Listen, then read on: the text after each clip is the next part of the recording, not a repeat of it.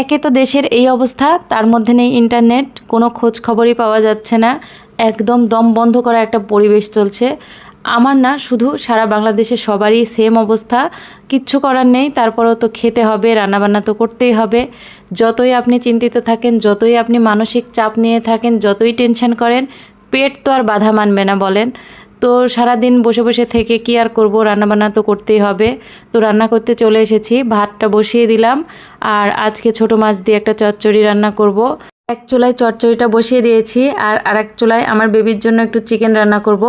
ও যেহেতু ছোট মাছ খায় না, বা কোনো মাছই খায় না, যার কারণে আমি ওর জন্য মুরগিটা রান্না করে নিচ্ছি। তো বসে থাকলে কি হবে, পেটে তো ক্ষুধা লাগে, খেতে তো হবেই। তো এদিকে চচ্চড়িটা হইতে হইতে কিন্তু আমার ভাতও হয়ে গেছে। রাইস কুকারে ভাতটা বসিয়ে দিলে একটা নিশ্চিন্ত থাকা যায় যে আপনার তাকাতেও হবে না, ভাতটা হয়ে বসে থাকে। আমার কাছে খুবই ভালো লাগে। আমার একদম চুলায় রান্না করতে ইচ্ছা করে না। দেখুন, রান্না করতে করতে কিন্তু অনেকগুলো থালাবাটিও জমে গেছে। এদিকে আমি মাংসর জন্য মশলা কষিয়ে নিচ্ছিলাম, আর অন্য চুলায় তো চচ্চড়িটা হচ্ছিল।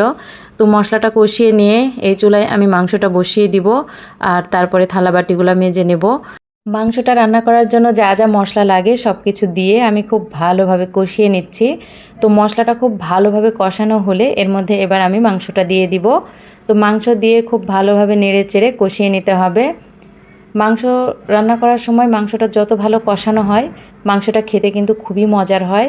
তো এদিকে আমি কষিয়ে ঝোল দিয়ে দিয়েছি, আর চলে আসলাম থালাবাটিগুলো মেজে নিতে। তো ওই হাতেই যদি একসাথে থালাবাটিগুলো মেজে নেওয়া যায়, তাহলে কিন্তু রান্নাঘরটা একদম ক্লিন থাকে। আর গোসলের আগে সব কিছু কমপ্লিট করে কিন্তু গোসল করতে যাওয়া যায়। তো রান্নাবান্না শেষ করব, আর এদিকে থালাবাটিগুলোও মেজে নিচ্ছি। রান্নাঘরটা ক্লিন করে একবারেই বের হব। তো সারা দিনের এই একবেলায় কাজগুলো করি, সারাক্ষণ কাজ করতে একদমই ইচ্ছে করে না, যেহেতু বেবির স্কুল বন্ধ আর বাইরেও বের হওয়া হচ্ছে না।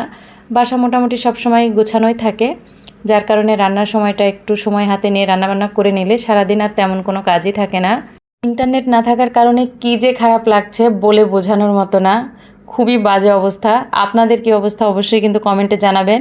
কি করে কাটলো আপনাদের এই কয়দিন অবশ্যই কিন্তু আপনারা জানাবেন। আর এদিকে কথা বলতে বলতে কিন্তু আমার রান্নাটাও হয়ে গেছে, আর এদিকে আমার সব কাজও কিন্তু কমপ্লিট। তো দেখুন, আমার দুপুরে রান্নাবান্না হয়ে এসেছে প্রায়। তো এদিকে আমি আলু দিয়ে মুরগির মাংস রান্না করেছিলাম। আমার বেবিটা কিন্তু খুবই পছন্দ করে আলু দিয়ে মুরগির মাংস বা গরুর মাংস, যাই রান্না করি না কেন আলু দিলে খুব খুশি হয়। তো এদিকে আমার রান্না কিন্তু হয়ে গেছে। আমি চচ্চড়িটাও করে নিয়েছি, এটা আমার জন্য, আর আমার বেবির জন্য মুরগির মাংস রান্না করেছি। তো দেখুন, কত তাড়াতাড়ি সব রান্নাবান্নাগুলো কমপ্লিট করে নিলাম। আগেই আমি এই পেঁয়াজ বেরেস্তাটা করে রেখেছিলাম। আপনারা যারা আমার নিয়মিত ভিডিও দেখেন তারা তো অবশ্যই জানেন যে আমরা প্রত্যেকটা ঝোল তরকারিতেই পেঁয়াজ বেরেস্তা দিই। তো আজকে যেহেতু আমি মুরগির মাংস রান্না করতেছি, এটাতে তো অবশ্যই দিব।